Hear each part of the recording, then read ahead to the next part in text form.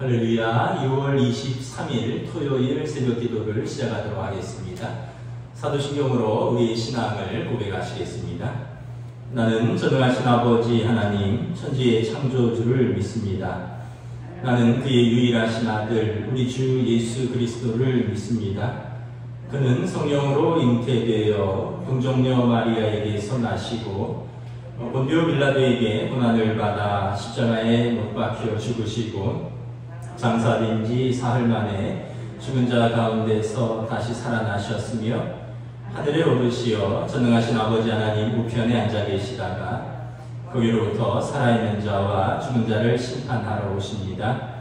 나는 성령을 믿으며 거룩한 공교회와 성도의 교제와 죄를 용서받는 것과 몸의 부활과 영생을 믿습니다. 아멘. 찬송가 620장 찬양하시겠습니다. 찬송가 620장입니다.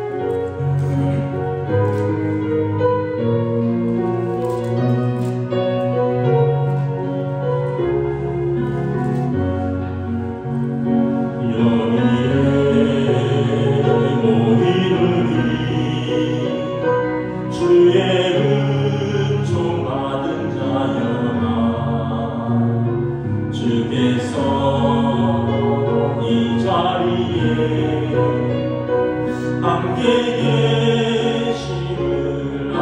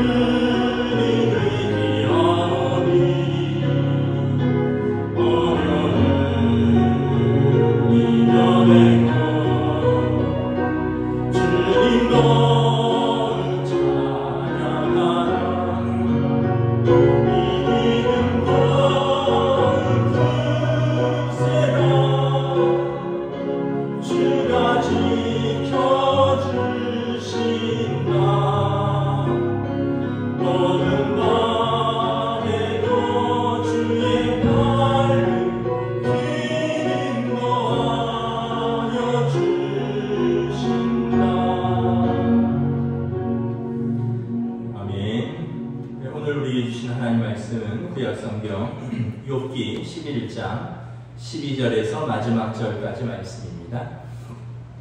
구약성경 욥기 11장 11절에서 마지막 절입니다. 구약성경 772쪽입니다.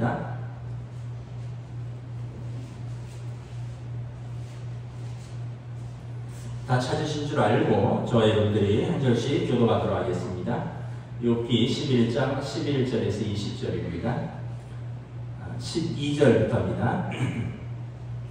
허망한 사람은 지각이 없나니 그의 출생함이 들나귀 새끼 같으니라.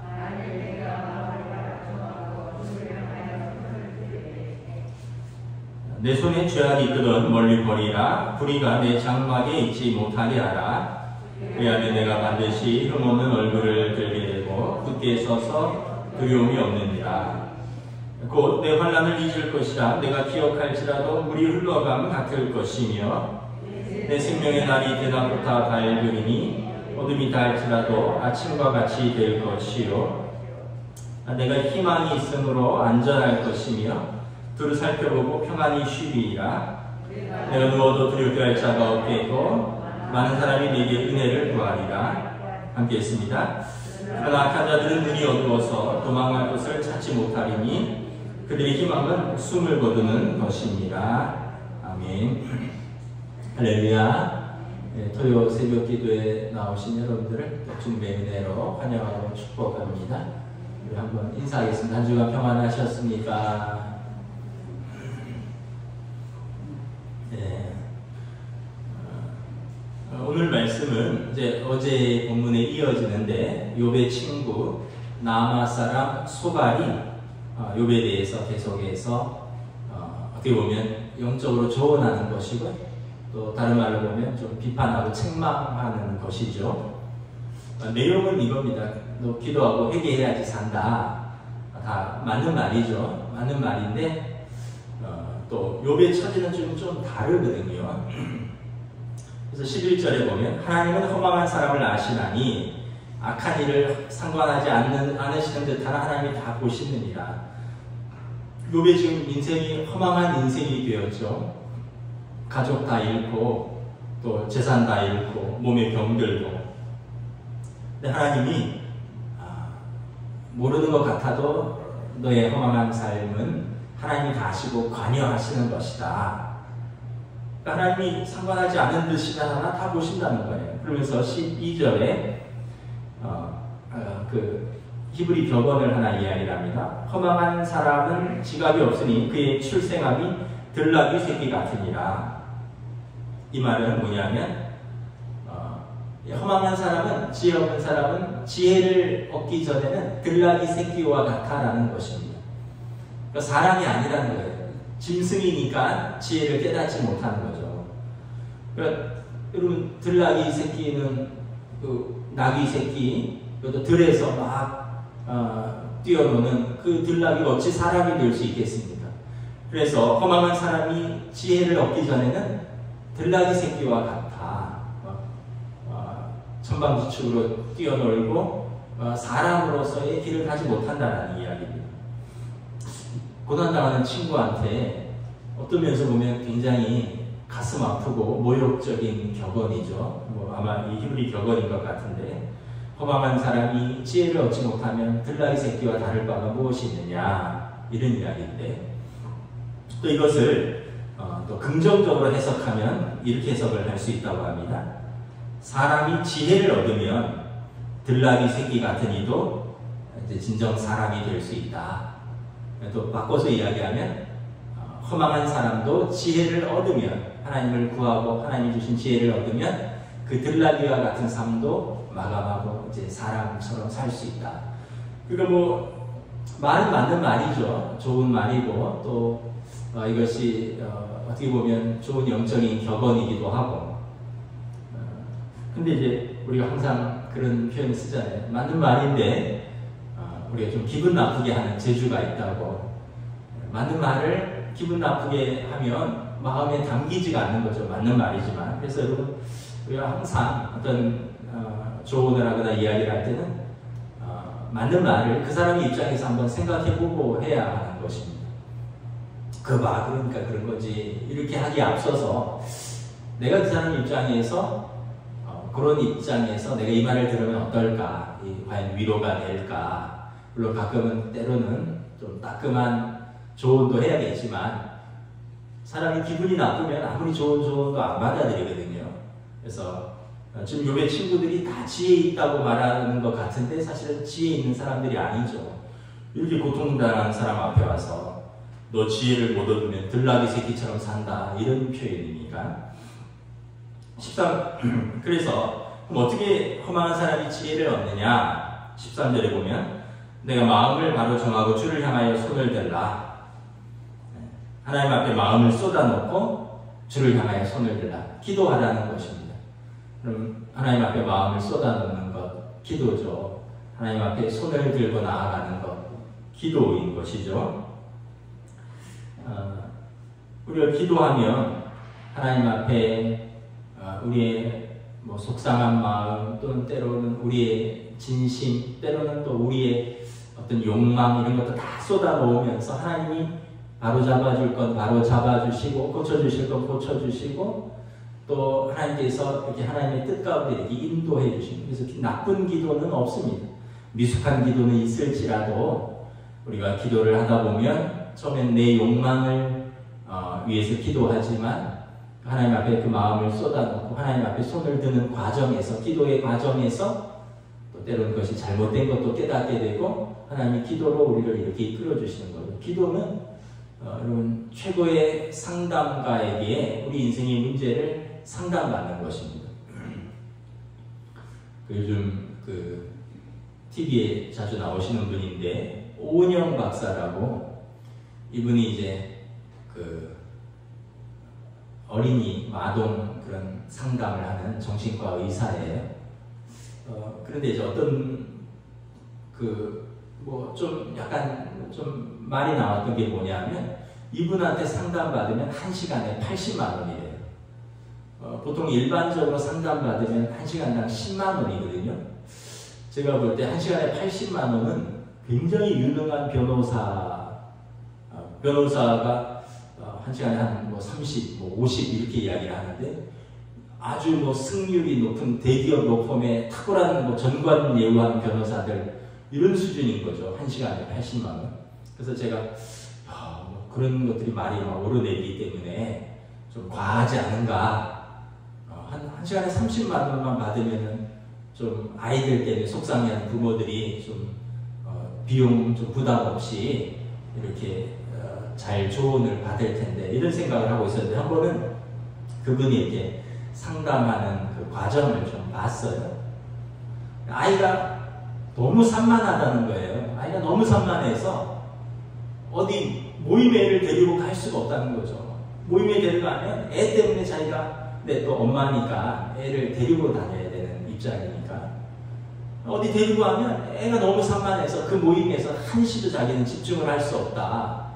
이거 왜 그러냐 그랬더니 제가 한번 모임을 잠깐 볼게요 하고 찍어온 모임을 이렇게 보는데 엄마들이 이렇게 카페에 모였어요. 근데 걔가 한 3살쯤 됐는데 잠시도 안 앉아있고 일어났다 앉았다 책상을 밀었다 당겼다 의자를 넘어뜨리기도 하고 카페를 막 뛰어다니기도 하고 엄마는 막 보니까 막 손가락질하고 소리 지르는 거 같고 CCTV니까 쩔쩔쩔쩔 매는 거예요. 선생님 뭐라고 하냐면 엄마가 잘못했네요 이런 거예요. 이게 아이의 모임이 아니잖아요. 아이의 수준에서 아이가 거기서 1시간 2시간 어떻게 앉아있기를 기다립니까? 3살짜리가 1시간 2시간 앉아있을 수 있는 곳은 없습니다. 그 아이는 놀이터에다 맡기거나 어린이집에 맡겨야죠. 엄마 모임에 데려가서 1-2시간 데리고 있으면서 아이가 커피숍에서 가만히 책 보기를 원하고 가만히 엄마하고 엄마 친구들 얘기하는데 가만히 있기를 원하고 아이가 산만한 게 아니라 엄마가 아이를 이해 못한 거네요. 아이는 원래 그런 겁니다. 그래서 제가 저런 거 하고 80만 원 받는구나. 근데 제가 딱 한 가지 옛날에 생각난 게 있어요. 제가 한번 얘기했을 수도 있는데 제가 예전에 부목사 때 연말에 장로님께서 교육자들 식사 대접을 해주느라고 근사한 중국 식당에서 부교육자들 가족을 초청을 했어요. 근데 뭐 담임 목사님 부부, 또 부목사, 제 선임 목사님은 뭐 나이가 저보다 한 10살 이상 많아서 아이들이 다 컸어요.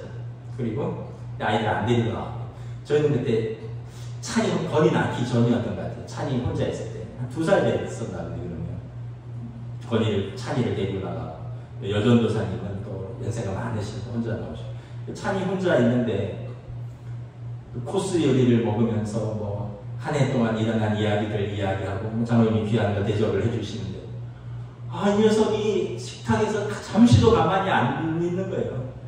막 이렇게 책상을 치기도 하고, 또 그 아이들 그 하이체어라고 아이들 의자에 딱 앉혀놓으니까 막 거기서 몸부림치고, 이제 제 나름에는 얘가 얌전한 애인데 왜 그러지 하고 참다가 화장실로 데려갔어요.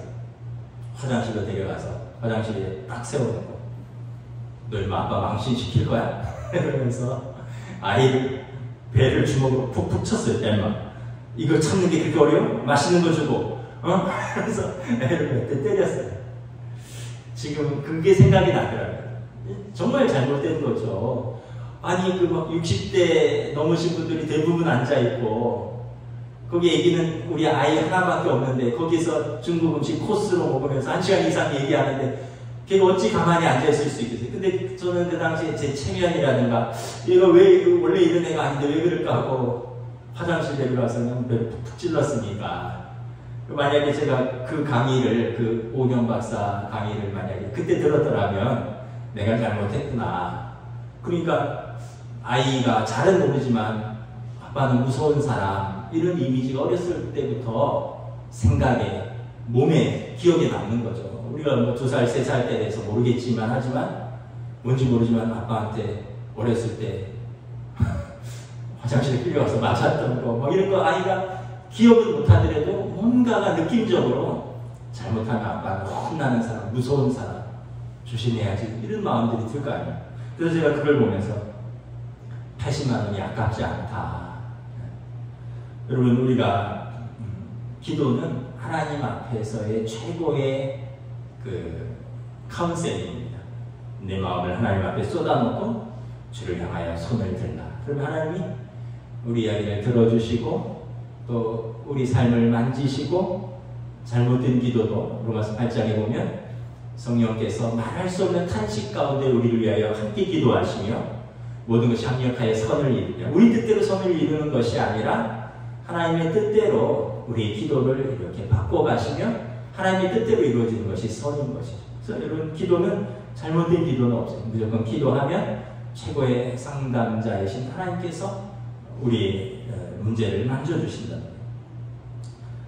지금 욥의 친구가 욥에게 말하는 겁니다. 너 기도해라.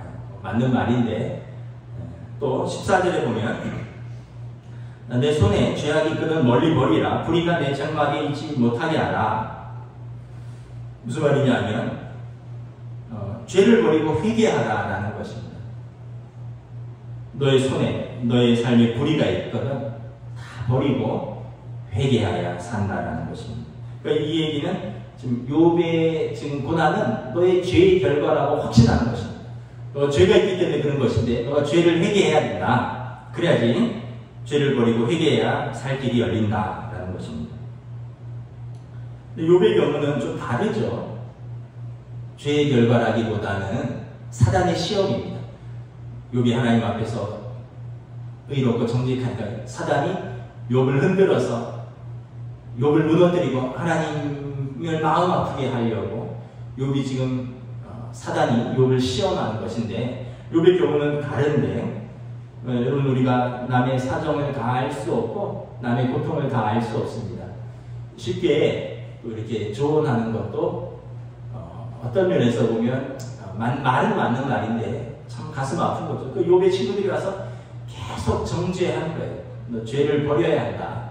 회개해야 한다. 그 맞는 말이에요. 맞는 말인데 욥은 참 아프겠죠. 여러분, 죄와 의는 같이 갈 수가 없습니다. 죄와 하나님의 의는 같이 갈 수가 없습니다.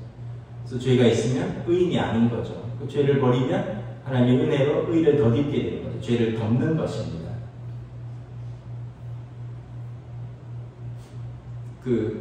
여러분 암 환자들이나 이런 분들 병든 세포를 가지고 계속 살 수는 없어요. 요즘 TV 보니까 표적 치료 이런 게 있더라고요.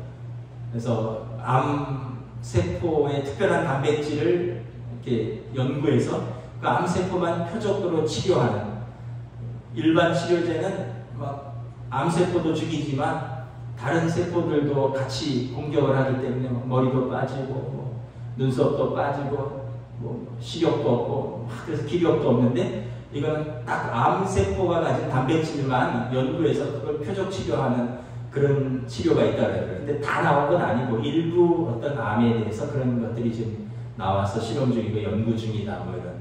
왜냐하면 병든 세포와 건강한 세포가 같이 갈 수 없는 것입니다. 죄와 의와 같이 갈 수가 없는 거죠.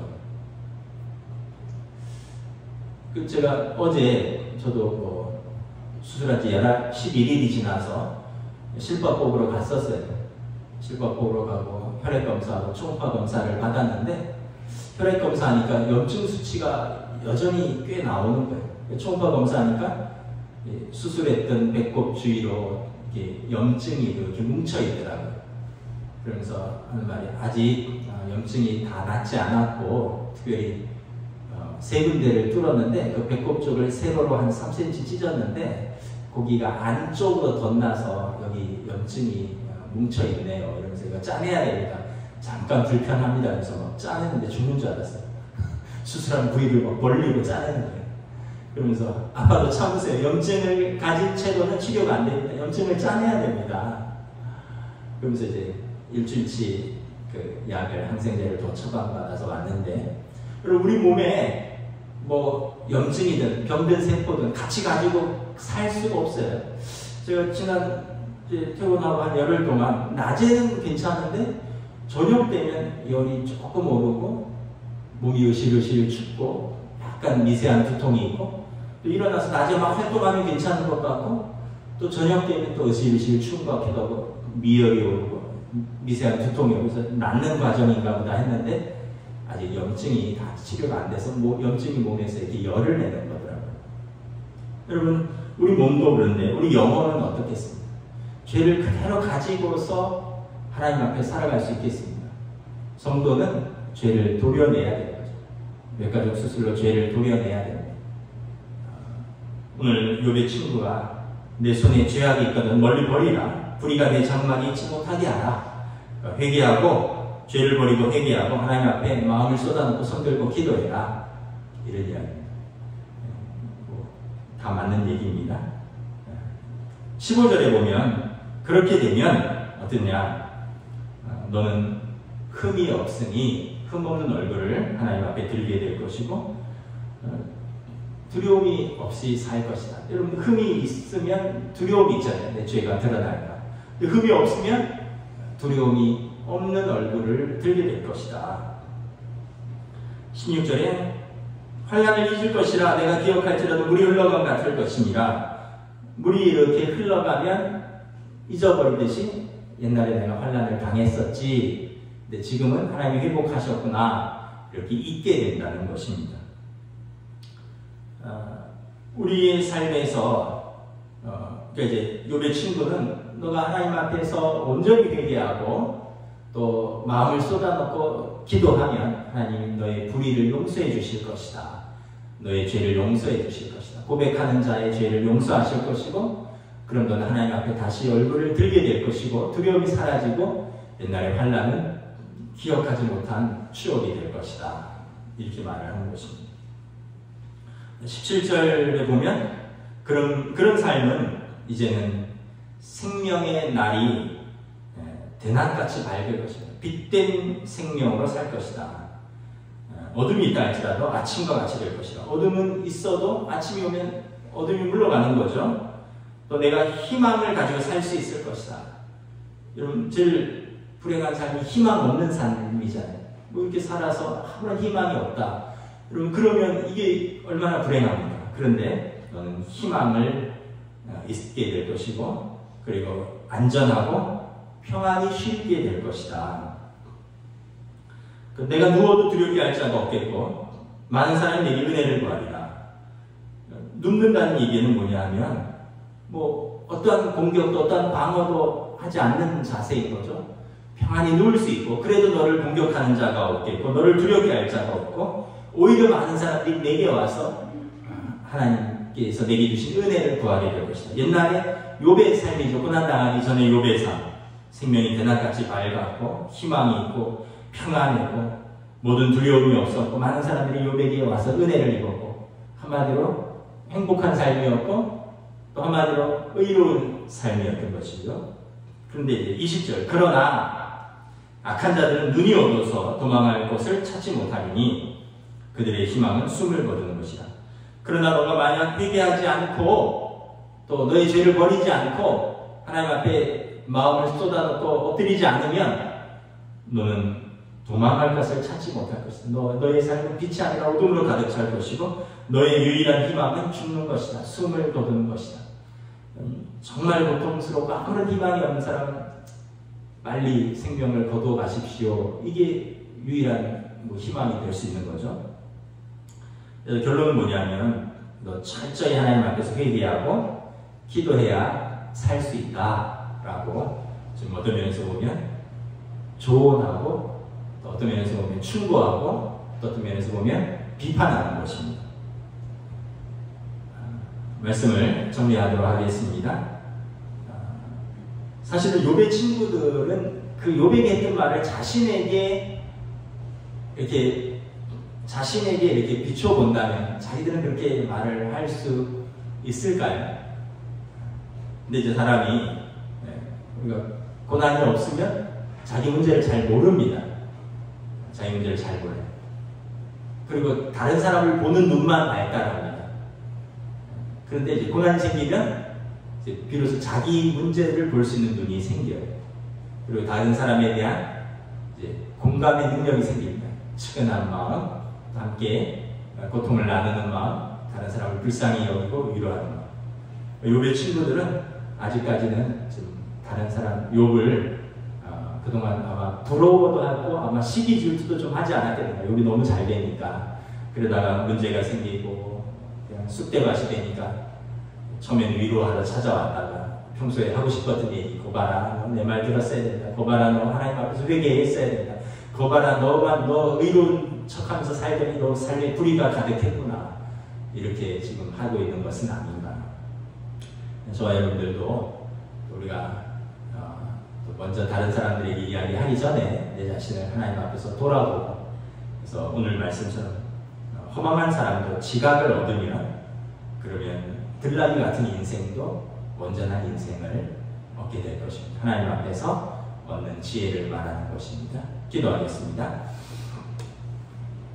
하나님 은혜를 감사합니다. 오늘 욥의 친구들의 말 속에서 욥은 가뜩이나 마음 아프고 몸이 아픈데 위로받지 못하고 더 깊은 상처를 받는 것 같습니다. 맞는 말이고 다 옳은 말이고 다 영적인 말인데 욥의 입장에서는 너무나 가슴을 후벼파고 믿었던 친구들이 너무나 야속한 말들은 아닌가 생각합니다. 이후에 욥의 삶을 우리가 성경을 통해서 알게 되듯이 하나님은 욥의 친구들을 책망하십니다. 오히려 욥의 친구들을 책망하고 또 욥은 그 고난 속에서 또 친구들의 그런 조언 속에서 그가 하나님을 귀로만 듣던 하나님에서 눈으로 보는 하나님으로 그가 깊이 하나님께 나아가고 깊이 하나님을 경험하고 이전보다 더 깊은 더 성숙한 하나님의 사람이 되는 것을 깨닫습니다. 우리의 삶의 자리에서도 우리가 하나님 앞에서 또 다른 사람 앞에서 항상 겸손하게 우리가 또 함께 위로하고 사랑하고 또 조언을 할지라도 사랑의 마음으로 조언할 수 있는 그러한 은혜들을 지혜를 허락하여 주시옵소서. 감사를 드리오며 우리 주 예수 그리스도 이름으로 기도드리옵나이다. 아멘. 하늘에 계신 우리 아버지 이름을 거룩하게 하시며 아버지의 나라가 오게 하시며 아버지의 뜻이 하늘에서와 같이 땅에서도 이루어지게 하소서. 오늘 우리에게 필요한 양식을 주시고 우리가 우리에게 잘못한 사람을 용서하여 준 것 같이 우리 죄를 용서하여 주시고 우리를 시험에 빠지지 않게 하시고 악에서 구하소서. 나라와 권능과 영광이 영원히 아버지의 것입니다. 아멘.